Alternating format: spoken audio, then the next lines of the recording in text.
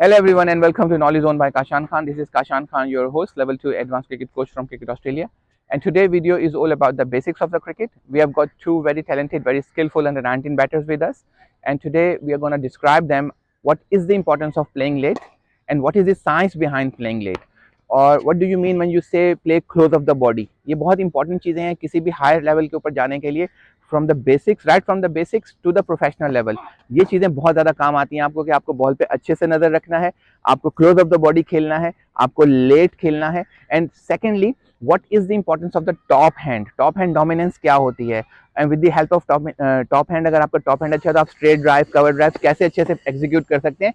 In fact आप on drive, और अगर if you want to play at the mid wicket area, तब भी आप full face of the bat की इंपॉर्टेंस क्या होती है, ये बहुत ज़्यादा इंपॉर्टेंट है. और मैच की साइकोलॉजी क्या होती है, what is the failure and how to survive in the conditions when you are in a good nick but you don't get many scores, many runs in the matches. How to come out of this scenario, this is the topic of today's video. So I hope you will learn something out of it, so just keep watching. वाले हैं कि जैसे तीन चार चीज़ें हैं जो कि बहुत ज़्यादा इंपॉर्टेंट है.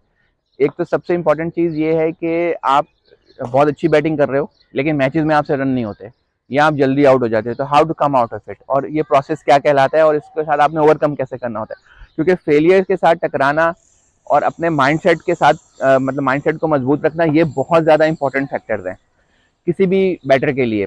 आप स्किल्स पे काम करते रहते हो, आप ड्रिल्स करते रहोगे, आप पुल की ड्रिल कर लोगे, अपने पावर हिटिंग के शॉट्स की प्रैक्टिस कर लोगे, बेसिक्स तो आप सही कर लोगे, लेकिन जब आप मैच में जाते हो, अभी क्योंकि आप दोनों मैच सिनेरियोज में जा रहे हो तो इसलिए ये बात बताना बहुत ज़रूरी है कि मैच सिनेरियो में क्या होता है. मैच सिनेरियो में आपके पास it's all about pressure handling, यानी कि आपका बेंच प्रेशर क्या कह रहा है, आपको आपकी परफॉर्मेंस पीछे हुई है तो वो एक्सपेक्टेशंस कोचेस की लग जाती हैं, वो क्या आ रहा है उसके अंदर, वो क्या कह रहा है आपको, और अगर आपसे वो फेल हो गए और अगर आपसे रन नहीं हो रहे तो उस सूरत में आपको कैसे उससे बाहर निकलना है.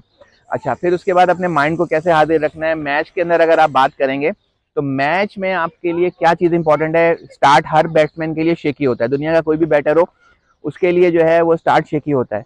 तो मैं आपको आज जो बात बताने वाला हूँ वो यही बताने वाला हूँ कि आपको मैच के अंदर जाके क्या करना है. तो बहुत सारी चीज़ों के बाद, एनालिसिस के बाद, what is the science behind it, my conclusion is first 30 balls are very very important. First 30 balls are very very important. आप अगर 30 बॉल सर्वाइव कर जाते हो किसी भी वनडे की सिचुएशन के अंदर, टेस्ट मैच में, 3 डे में, 4 डे की अगर हम बात कर रहे हैं, या आप अगर इसको आप let's put in this way कि अगर आप बड़ी level cricket Khelo, I am not talking about the shorter version, 2020 की बात नहीं कर रहा, लेकिन अगर आप वनडे भी खेलो और उसमें 30 बॉल्स अगर आप सर्वाइव कर जाते हो तो आपने फिर उसी फॉर्मूले को ही रिपीट करना है आपने. यानी कि फर्स्ट 30 बॉल्स किसी भी बैटर के लिए, not the first ball, not the 6th ball, not the 7th ball, first 30 balls are very very crucial. यही 30 बॉल्स आपका पूरा tone of the game set कर देंगी.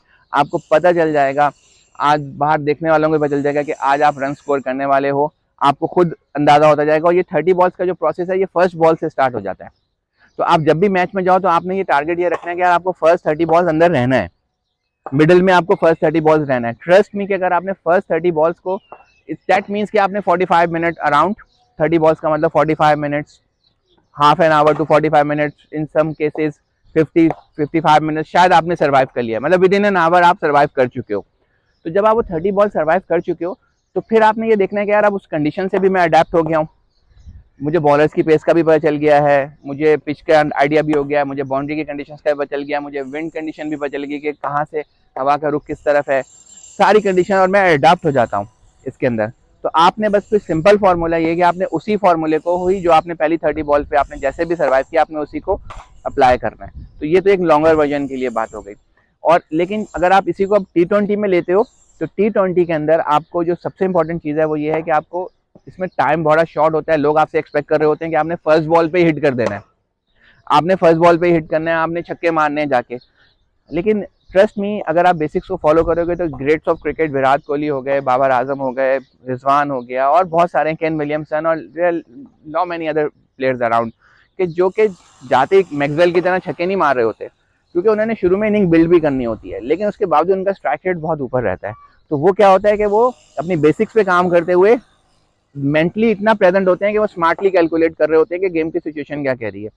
उसके लिए आपको जो दो चीज़ें चाहिए वो यही है कि ऑब्वियसली कि आपको आपकी स्किल्स अच्छी हों और आपके 4 से 5 शॉट अपने बना लो T20 के लिए, कि ये मेरे शॉट्स हैं, इन शॉट्स पे मैंने जाना है कि मुझे wide of the off stump मिल रही है तो मैंने कट मार देना है। अगर बैट्समैन फील्डर ऊपर खड़ा हुआ है तो मैं फील्डर के ऊपर से मार दूंगा। अगर मुझे मिड ऑन पे मिल रही है बॉल, सेंटर में मिल रही है, तो मैं इसको मिड विकेट के ऊपर से मार दूंगा।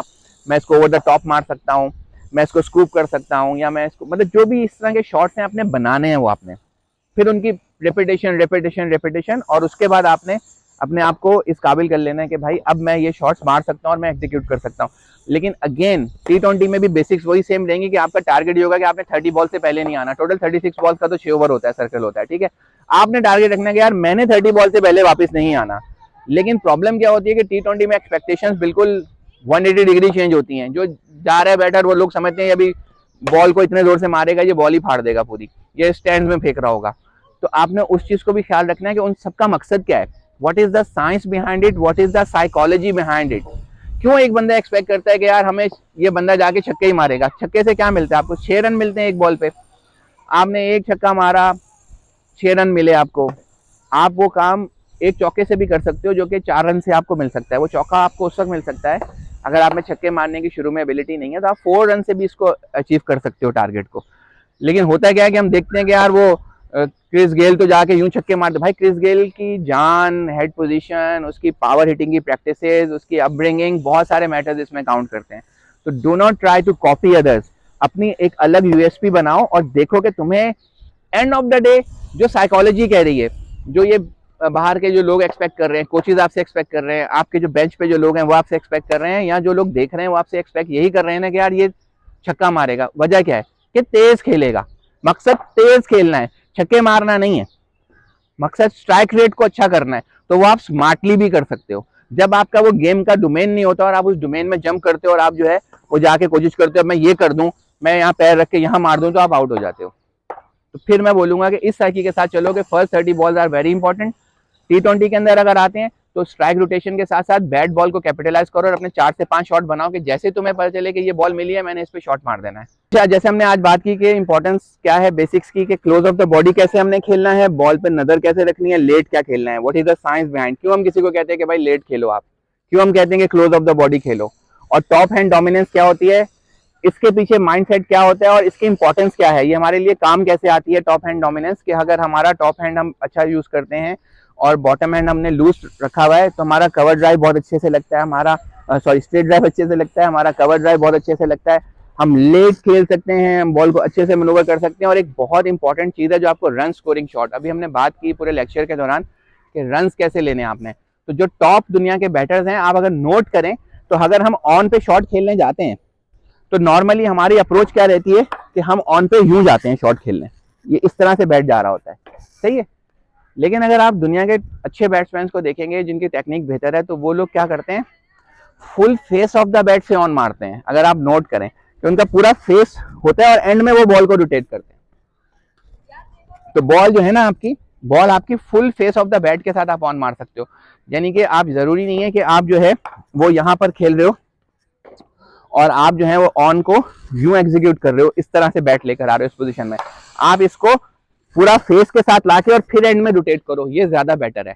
इससे आपको टाइमिंग बड़ी अच्छी मिलेगी और रन आपको बड़े अच्छे मिलेंगे। और आपको डोमिनेंस क्या मिलेगी कि आप अपिच भी मार सकते हो। जैसे रोहित शर्मा को अगर आपने देखा होगा कि वो अक्सर यहीं से पूरा फेस से ऊपर से मार देते हैं, तो वो पूरा फेस की ट्राई करते हैं। ये ट्राई मैंने देखा है यंगस्टर्स नहीं कर रहे, पूरा फेस पे बॉल नहीं ले रहे। इसकी ड्रिल्स क्या है, बहुत इंपॉर्टेंट ड्रिल्स हैं इसकी, बहुत सिंपल ड्रिल्स भी हैं साथ साथ। सिंपल ये है कि आप जो है वो बॉटम हैंड से को छोड़ दीजिए, टॉप हैंड से पकड़िए और आप इस तरह से इसकी आप प्रैक्टिस कर सकते हैं। कोन्स रख लें, बॉल्स रख लें, आप इसको स्ट्रेट खेल सकते हैं, आप इसको कवर्स पे खेल सकते हैं। इसके साथ आप अपना बॉटम हैंड की प्रैक्टिस कर सकते हैं। और एक चीज जो बहुत इंपॉर्टेंट है, I don't know if I will be able to perform it और not, this is a very very basic drill. लेकिन आपका जो हैंड, बॉटम हैंड डेफिनेटली आपका जो है वो जो आपका टॉप हैंड है वो आपका डोमिनेंट हैंड होना चाहिए बैटिंग में। लेकिन वो आपका usually if you are a right hand batter वो आपका वीक हैंड होता है। तो अब बड़ा मुश्किल हो जाता है इसको एग्जीक्यूट करना, लेकिन आई कैन ट्राई। तो आपने भी इसको ऐसे ही इससे ट्राई करना है। तो लेकिन ये है कि आप कर सकते हैं इसको ट्राई, तो आप इसको करें। शुरू में आप फेल होंगे लेकिन आप इसको इस तरह से बॉल को पुश करिए, पिंग करते रहिए करते रहिए करते रहिए। और उसके साथ जो है आप लोग जो है वो इस तरह से इसको आइए, पूरा प्ले कीजिए कवर ड्राइव की तरफ, स्ट्रेट ड्राइव की तरफ, और फिर एक ड्रिल जो मैंने आपसे बोला कि ऑन के लिए भी, कि जो आपको शोल्डर की लाइन में या शोल्डर से थोड़ा सा लेफ्ट साइड पे बॉल आ रही है, वो आप ऑन पे खेल सकते हो, आपको कोई चांस नहीं है एलबीडब्ल्यू होने का वहां पे, देयर इज नो लाइन। लेकिन जैसे एयरक्राफ्ट जहाज जो है वो हवा में घूम रहे होते हैं और कोई लाइंस नहीं होती हैं, इमेजिनरी लाइंस होती हैं, वो सर्कल एक पूरा बना हुआ होता है। तो इसी तरह से बैटिंग में भी यही है कि अगर आप बैटिंग कर रहे हैं, बहुत ईजी हो जाएगा आपके लिए कि अगर आपको ये पता हो कि बॉल जो है वो आपके शोल्डर की विड्थ के बीच में आ रही है, तो then you can play on, क्योंकि उसमें आपके एलबीडब्ल्यू होने के चांसेस बिल्कुल मिनिमाइज हो जाएंगे। लेकिन उसकी ट्राई क्या करें आप कि बॉटम हैंड के को छोड़ दीजिए, टॉप हैंड के साथ full face of the bat जाइए और फिर यूं जाइए रोटेशन पे, ये full face of the bat जाइए और फिर रोटेशन पे जाइए। और जब आप इसको अच्छे से प्रैक्टिस कर लें, बहुत डिफिकल्ट है क्योंकि जाहिर है कि एक हाथ से बहुत ज़्यादा मुश्किल हो जाएगा कंट्रोल करना बैट को, लेकिन अगर आप इसको कर लेंगे तो उसके बाद फिर आप दोनों हाथों से स्ट्रेट ड्राइव, कवर ड्राइव और full face of the bat on drive, और फिर उसी में एग्जीक्यूशन के लिए यहीं से over the top of the mid wicket and in between the mid wicket and the square leg. So that was basically the end of the lecture about the basics of the cricket, some execution of how to use the top hand, what is the importance of top hand. Play late करने से जाहिर है कि आपको ball पे बड़ी अच्छी command मिल जाती है। वो जो 20 यार्ड्स का डिफरेंस होता है, ये 22 यार्ड इसलिए नहीं होता कि बॉलर जाहिर है कि एक क्रीज आगे से बॉल करते हैं और बैटर भी एक क्रीज आगे खड़े होते हैं, तो ये 20 यार्ड्स होते हैं। ये 20 यार्ड जो हैं आपके, ये 25-30 यार्ड्स बन जाते हैं अगर आप लेट खेलते हैं। तो that was the idea basically कि आज मैं बैटर्स के साथ, कुछ यंगस्टर्स के साथ ये बात करूं, बहुत इंपॉर्टेंट है। मैच सिनेरियो हमने डिस्कस किया, हमने कुछ आपको बताया कि कैसे आपने फेलियर्स को फेस करना है, कैसे आपने किस T20 है तो कैसे आपने किस माइंडसेट के साथ बैटिंग करनी है, वनडे है, 3 डे है, 4 डे है, टेस्ट मैचेस है तो आपने किस माइंडसेट के साथ बैटिंग करनी है। और उसके साथ साथ हमने आपको ये बताया कि टॉप हैंड की इंपॉर्टेंस क्या है, और एक बहुत ही इंपॉर्टेंट आपको टिप दी है कि full face of the bat खेलने की कोशिश करें with the help of the top hand. So I hope you enjoyed today's video and you must have learn something out of it. If you do so, kindly subscribe our channel. I can see, I have notice कि आप लोग हमारी videos देखते हैं लेकिन subscription उस हिसाब से नहीं होती। So if you think that I am putting lot of effort here in Ramadan, in heat, and if I am doing good work, so kindly subscribe my channel, and you all have a good one. Thank you.